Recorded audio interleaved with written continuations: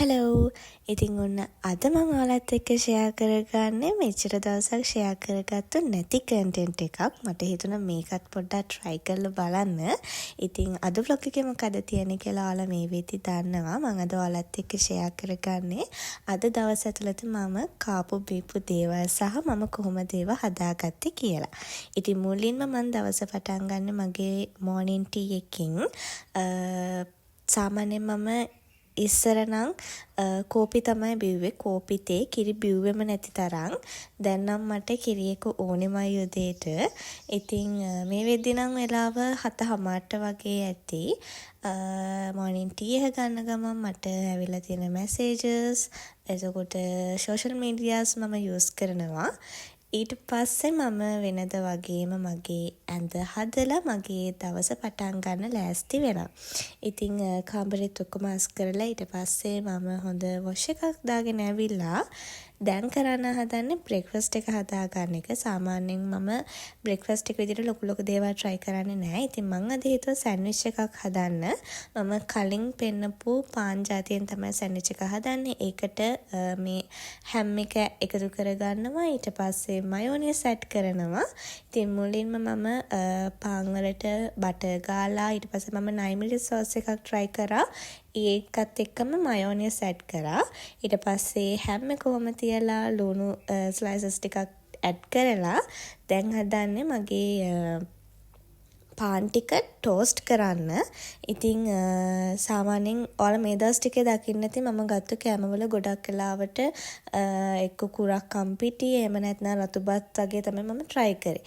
ඉතින් මේ කුරක්කම් පාන් දැන් මම සෑන්ඩ්විච් එක හදාගෙන ඉවරයි. මේක නම් මාරම රසට ආවා. ඉතින් මේ දවස්වල මම ඇඩික්ට් වෙලා තියෙනවා K-dramas බලන්න. මේ මගේ දෙවෙනි K-drama එක. මම මුලින් බැලුවේ Fall in Love කියලා K-drama එකක්. එතකොට ඕක Sparkle Love කියලා K-drama එකක්. මාරම ලස්සනයි ළමයි. subtitles English වලින් අරගෙන බලන්න. ඒවත් මාරම ලස්සනයි. ඉතින් K-drama එක බැලුවා ටිකක් දවල් වෙනකන්. දැන් 10:00ට වගේ ඇති. ඊට පස්සේ මම හිතුවා පොඩි ස්නැක් එකක් ගන්න. ඔය කඩල බැදලා වගේ තිබ්බ ස්නැක් එකක්. ඒක නම් රස නෑ ඇත්තටම. ඊට පස්සේ මම කලින් දවසේ ග්‍රොසරි shopping ගියා. ඉතින් ඒ බඩු ටික අස් කරගන්න තමයි දැන් හදන්නේ. මම ඊයේ ග්‍රොසරි shopping ගිහිල්ලා ආවට පස්සේ තිබ්බ අනිත් බෑග්ස් ටික ඔක්කොම අස් කරගත්තා. තව මට එක බෑග් එකක් විතරයි අස් කරන්න තියෙන්නේ. ඒ කියන්නේ ඒකේ තියෙන දේවල් මට ඒ අදාළ තැන් වලින් තියාගන්න විතරයි තියෙන්නේ. ඉතින් දැන් මම කරන්න හදන්නේ ඒ බෑග් එක අස් කරගන්න එක. මම ඔයාලට පෙන්නන්නම් මේ බෑග් එකේ මොනවද තිබ්බේ කියලා. ඉතින් සෝයා මීට් තියෙනවා, සුප් තියෙනවා. මම සුප් පැකට් දෙකක් අරගෙන ආවා try කරලා බලන්න. ඊට අමතරව ස්පැගටි, නූඩල්ස්, මම තව චිප්ස් පැකට් දෙකක් ගෙනාවා. ඒකත් මම අලුතෙන් තමයි try කරන්නේ. මාමයිට් ඔය වගේ දේවල් තමයි තියෙන්නේ. ඉතින් මම කොතුමියේකේ අර චීස් රාමෙන් එකක් ඉන්ට්‍රොඩියුස් කරලා තිබ්බනේ. ඒකත් මම අරගෙන ආවා. ඒක මම හදද්දී ඔයාලට ඒක vlog එකේ share කරගන්නම් කොහොමද මම හදාගත්තේ කියලා. ඔය අලුතෙන් මැගි එකේ පපරේ බ්ලාස්ට් එකත් මම අරගෙන ආවා try කරලා බලන්න. ඉතින් ඔන්න ඔය බටු ටික තමයි මේ බෑග් එකේ තිබ්බේ.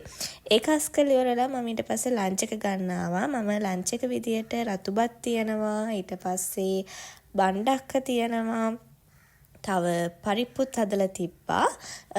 ඒකම කට්ලට්ස්ුත් තිබ්බා හදලා. ඉතින් කට්ලට් එකකුත් මම මගේ ලන්ච් එකට ඇඩ් කරගත්තා. මම මේ දවස්වල රතු කෑම තමයි කන්නේ. ඉතින් ඒක නිසා තමයි රතු බත් කන්නේ. මට එහෙම අවුලක් නෑ. මට රතු බත් සුද බත් කියලා වෙනසක් නෑ. මට එහෙම ඕන එකක් කන්න පුළුවන්. ඉතින් ඒක කන ගමනුත් මම කරේ මගේ K-drama එක බලන එක. කාලි වරුණාට පස්සේ අපේ තාත්තා අඹ කපලා තිබ්බා. අපිට අඹ වගේක් හම්බ වුණා. හැමදාම අපිට අඹ හම්බ වෙනවා. මොකද එහා පැත්තේ ගෙදර අඹ ගහක් තියෙනවා.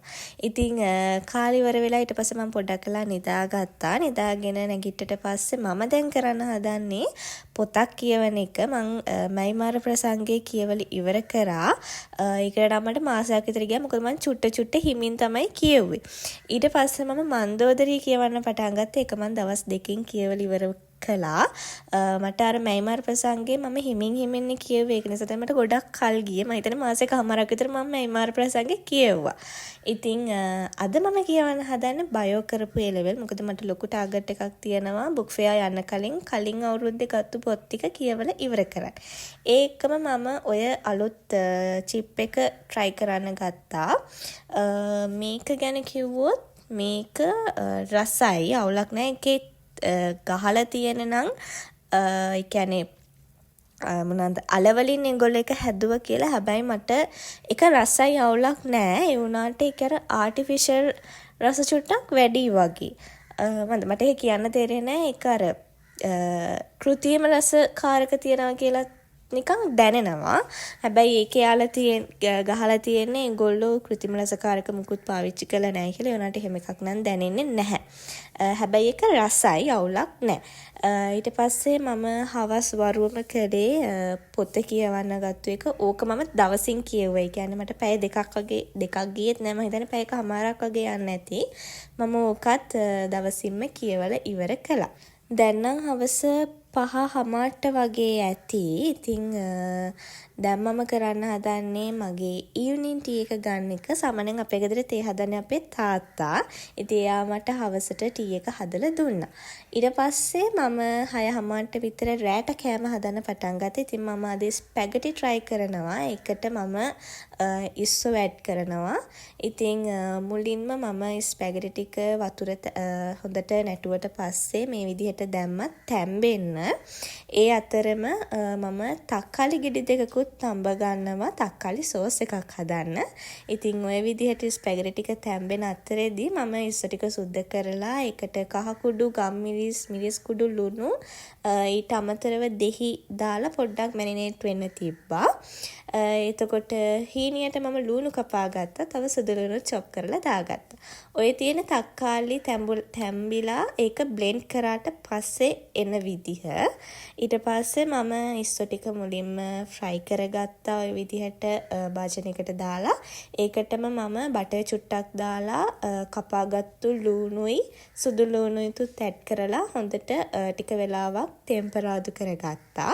ඔයාලට මතක ඇති මම උදේ නයිමිරි සෝස් එකක් ඇඩ් කරා මගේ සෑන්ඩ්විච් එකට. මේ තියෙන්නේ ඒක. මේක එච්චර සැරක් නෑ ළමයි. මේක මම කලින් දවසේ ග්‍රොසරි shopping ගිහිල්ලා ගත්තේ. මම ඒකෙනුත් ටිකක් මගේ ඔය සෝස් එකට ඇඩ් කරගත්තා. මම අර පේස්ට් එකට හදාගත්තු පේස්ට් එකට ඊට පස්සේ තක්කාලි තම්බලා බ්ලෙන්ඩ් කරගත්තු මික්ස්චර් එකක් දැම්මා. දැන් දාන්නේ ටොමැටෝ සෝස්.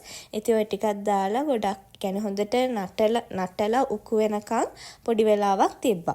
ඊට පස්සේ මම පැස්ට් ටික දාගත්තා. ළමයි චීස් ඇඩ් කරන්න ඕනේ. හරිනම් සෝස් එකට මට ඒක ඇඩ් කරන්න අමතක වුණා. ඉතින් මම පැස්ට් ටික දැම්මට පස්සේ තමයි චීස් ටිකත් ඒකට ඇඩ් කරේ. ඔය තියෙන්නේ මගේ රෑ කෑම එක.